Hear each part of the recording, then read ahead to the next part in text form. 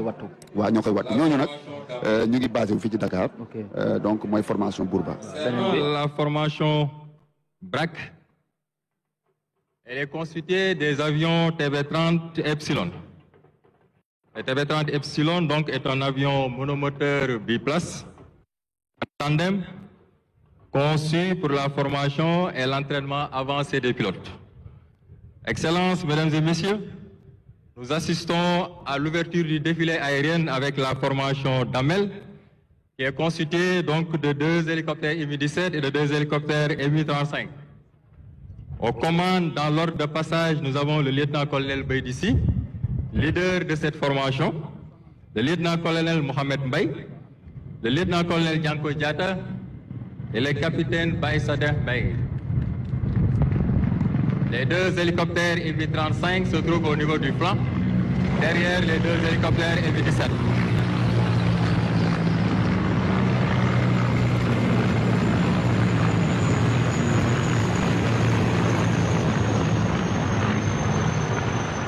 Donc cette formation sera suivie de la formation BRAC avec les 3 Epsilon TB30 adoptant un dispositif en chevron.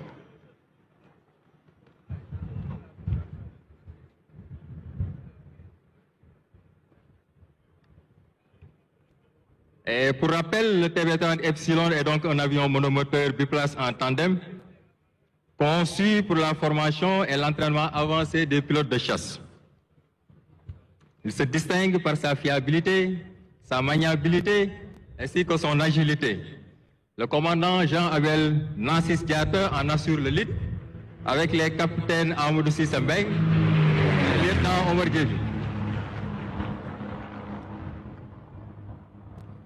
Cette formation est suivie donc de la formation Bourba, qui est composée de 3 avions de chasse de type K1S, évoluant également en formation.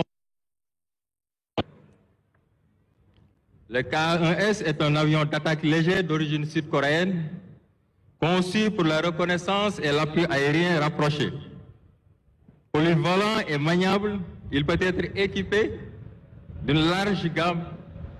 Et nous avions le capitaine Vicente Laura Gomis qui en assure le lead. Et enfin, nous aurons la formation Djaraf qui va clôturer le défilé avec un dispositif hybride de 4 aéronefs articulé comme suit. Suivi d'un avion Casa 235 et de 2 avions 295 sur les flancs. Aux commandes, nous avions le colonel Tombon Koya, leader de cette formation et leader de tout le dispositif aérien. Excellences, mesdames et messieurs, ce défilé est donc le témoignage du professionnalisme, de la discipline et de la rigueur qui caractérise l'aviation militaire sénégalaise. À travers cette démonstration, l'armée de l'air réaffirme son engagement indéfectible dans la protection et la souveraineté nationale. Je vous remercie. Voilà, très beau défilé de l'armée de l'air, défilé aérien, colonel Ibrahim Osso. Oui, absolument, c'est un très beau défilé où on a vu l'expression du professionnalisme. Honorables invités, mesdames, messieurs, nous allons à présent suivre la projection d'une revue navale effectuée par des unités de la Marine nationale.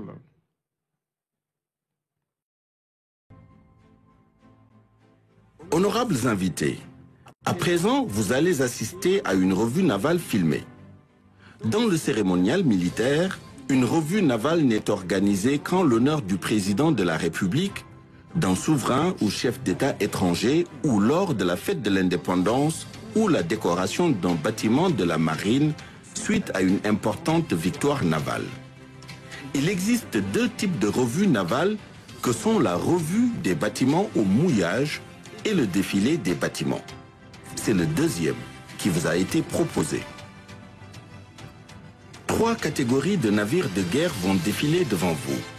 Il s'agit des patrouilleurs de haute mer, des navires amphibies et de vedettes côtières. Le navire que vous voyez est le patrouilleur de haute mer Cayor. 3e de la série des OPV type Wallo, il est le navire amiral de la flotte. Il est armé de canons d'artillerie lourde et légère et de missiles.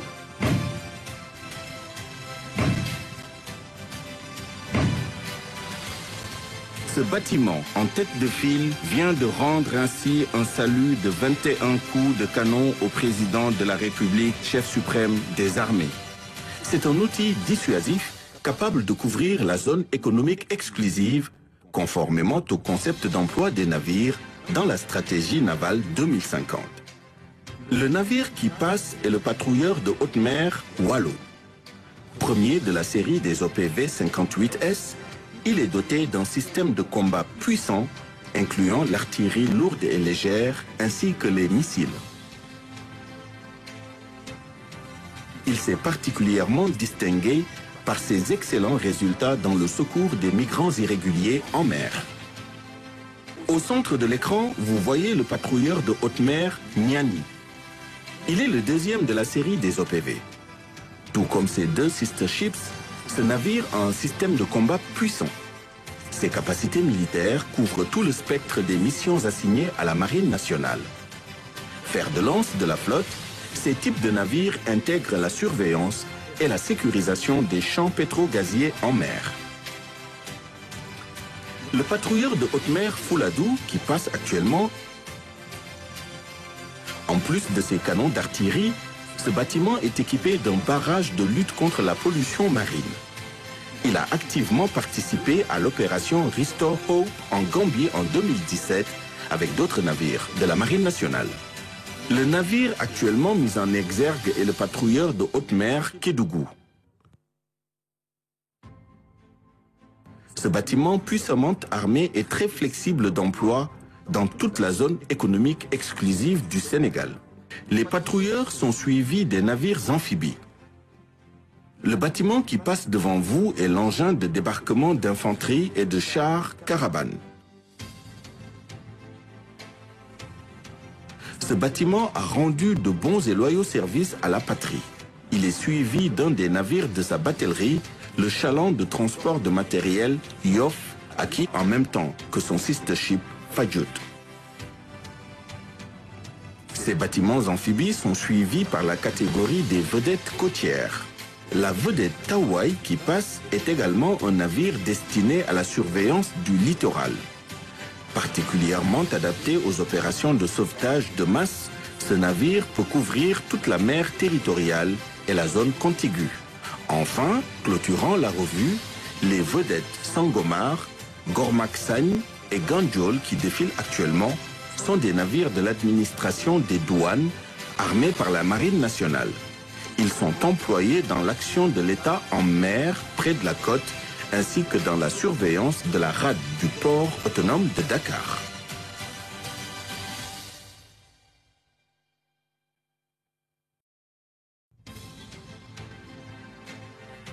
Honorables invités, ont défilé devant vous des navires de la flotte militaire nationale qui assurent une présence permanente en mer pour accomplir les missions de défense et d'action de l'État en mer. Ces unités navales embarquent des forces spéciales mer chargées d'assurer les interventions complexes et à haut risque en mer. Assaut de vive force, libération d'otages, reconnaissance de plage, lutte contre le terrorisme et lutte contre le trafic illicite de stupéfiants.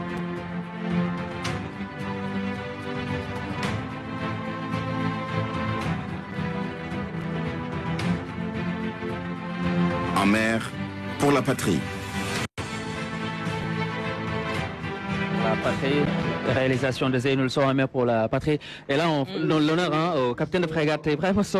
C'est la marine, ouais. Très heureux. Oui, capitaine de vaisseau. Capitaine de vaisseau, ouais. Tout à fait. Oui, oui. Non, là, on a vu l'expression de la montée en puissance de la marine nationale avec toutes les unités qui ont été montrées tout à l'heure. Et les nouvelles acquisitions aussi. Tout à fait. Elles ont été les premières à passer, les 3 derniers patrouilleurs armés de missiles. Donc, voilà, donc ce sont les patrouilleurs de haute mer qu'on a vu. Il y a les Nyani, le Wallo, le Cayor, les OPV 58S. Ça symbolise véritablement la montée en puissance de la marine nationale. Tout à fait, tout à fait. Ces dernières années, donc la marine nationale a effectué, comme toutes les armées, une véritable montée en puissance avec l'acquisition de tous ces moyens navals. Parce que la marine joue un rôle essentiel dans la défense d'abord. Il y a des missions de défense.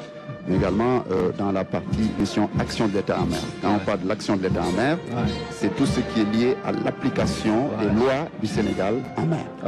Et l'application des lois du Sénégal en mer, c'est effectué par les marins qui sont embarqués sur les bateaux de la marine, qui donc partent faire toutes les opérations, par exemple la lutte contre la pêche illicite, et là on applique le code de la pêche, la lutte contre la contrebande par exemple, on applique le code de la douane. Donc vraiment, de la même façon, la gendarmerie, la police font appliquer les lois, veillent à l'application des lois sur terre, la marine fait la même chose en mer. Parce que la mer aussi c'est un espace qui est bien réglementé, qui est bien structuré. Et donc c'est important de souligner cela. Au bord de la mission de défense, il y a cette mission essentielle. Et surtout, je voulais souligner la capacité de ces patrouilleurs de haute mer, les roturiers. Ils ont un tirant d'eau assez large et également une vitesse d'exécution de nœuds très importante, ce qui veut dire qu'en chasse en mer, véritablement, ces patrouilleurs de haute mer constituent une véritable force de protection de la marine. Absolument, ce sont des patrouilleurs donc, qui ont des caractéristiques techniques qui leur permettent donc d'aller partout dans la zone économique exclusive, c'est-à-dire qu'ils peuvent couvrir tout l'espace maritime sous juridiction sénégalaise. Il va jusqu'à 350 km à peu près au large de nos côtes. Et puis, en plus de cela, ce sont des patrouilleurs qui effectuent des missions hors de nos côtes. Dans le cadre de la coopération, nous travaillons beaucoup avec nos voisins. Et la marine sénégalaise quand même joue un rôle essentiel dans la sécurisation de la sous-région au niveau maritime. Parce qu'il y a une architecture navale au niveau de la CEDEAO qui est mise en place. Et la marine nationale leader plus ou moins dans notre zone, dans notre sous-région. Et nous patrouillons beaucoup pour ces zones. La marine sénégalaise s'est dotée. Là, on va passer. Parce que là, on va passer au défilé motorisé qui va bientôt commencer. On donne la parole à mon colonel Ibrahim Mandiaye de la gendarmerie. Ici Bamba, nous allons donc entamer le défilé motorisé avec différentes formations qui vont d'ailleurs montrer des échantillons. Là, nous voyons l'arrivée du colonel Nasseran, le commandant de la zone militaire numéro 1 qui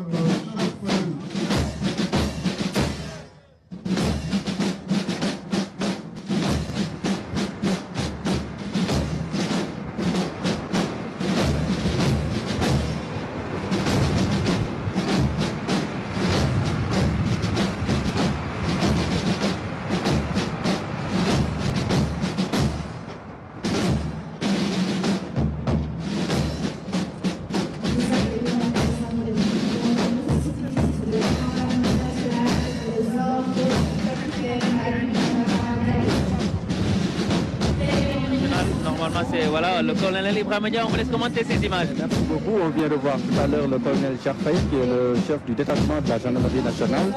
Et là, nous avons le groupement motocycliste, nous avons créé en 1960. Actuellement, le capitaine Alioune Badara Sow bu nekk ci kanam di défilé ak ñoom. ñoom seen mission mooy mission d'honneur jagleel ko président de la République, premier ministre, le président de l'Assemblée nationale, mais également yeneen autorités yi nga xamante ni nationales comme étrangères yi ñëw fii en visite.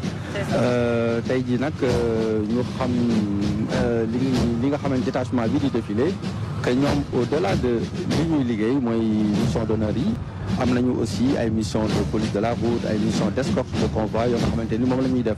moto yi nga xamante ni moom la ñuy défilé nag ñu ngi nekk des motos de marque BMW R1250 RT ak ay Yamaha 40 FJR 1300. Amna solo avec la gendarmerie nationale qui passe. Voilà, nous avons c'est la Légion de gendarmerie d'intervention. Alors pour cette année, la LGI est articulée en version hybride sous les ordres du chef d'escadron Ousmane Faye, qui défile à la tête d'un escadron porté, mais également de 3 escadrons blindés. Donc il rappelait que la LGI est une unité de réserve générale à la disposition de Monsieur le Président de la République pour appuyer les autres unités. Elle est spécialement chargée du maintien et du rétablissement de l'ordre sur l'ensemble du territoire national. Elle participe également aux opérations aux côtés des armées dans le cadre de la défense opérationnelle du territoire, mais également assure le perfectionnement des élèves gendarmes qui sont en application.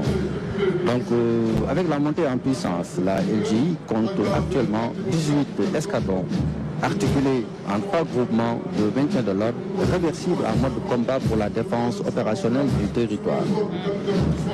La version portée de la LGI est sous les ordres du lieutenant Massen Sen. Elle défile à bord de véhicules de type van Iveco, mais spécialement destinés au maintien de l'ordre. Ce véhicule peut transporter un groupe de 12 gendarmes avec équipement au complet. L'unité est équipée de lanceurs de grenades multiples qui permettent de saturer en gaz lacrymogène les zones tenues. Le défilé du détachement blindé de la LGI est composé de 3 escadrons.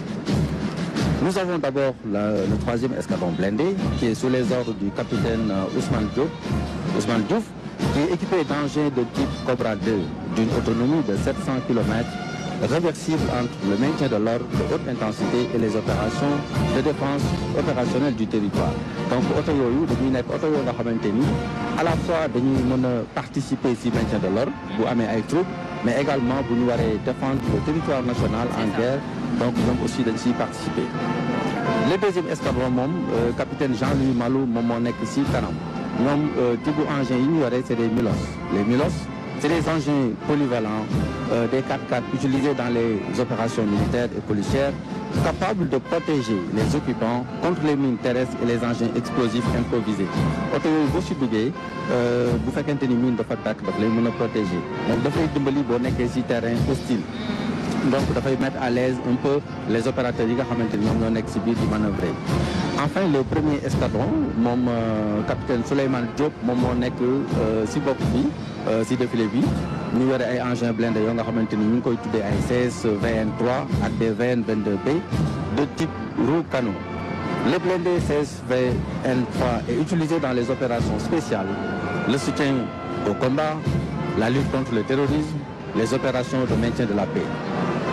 Mais boo jëlee VN 22B yi ñoom ay engins d'assaut lañu yoo nga xamante ni ay type 6.6 lañu yore ay fonctionnalités yu bare ak technologie boo nga xamante ni bu avancé la ñoom seeni canon ay canon 105 la ak ay mitraillettes yoo nga xamante ni 7.62 ñoom la ñuy tiré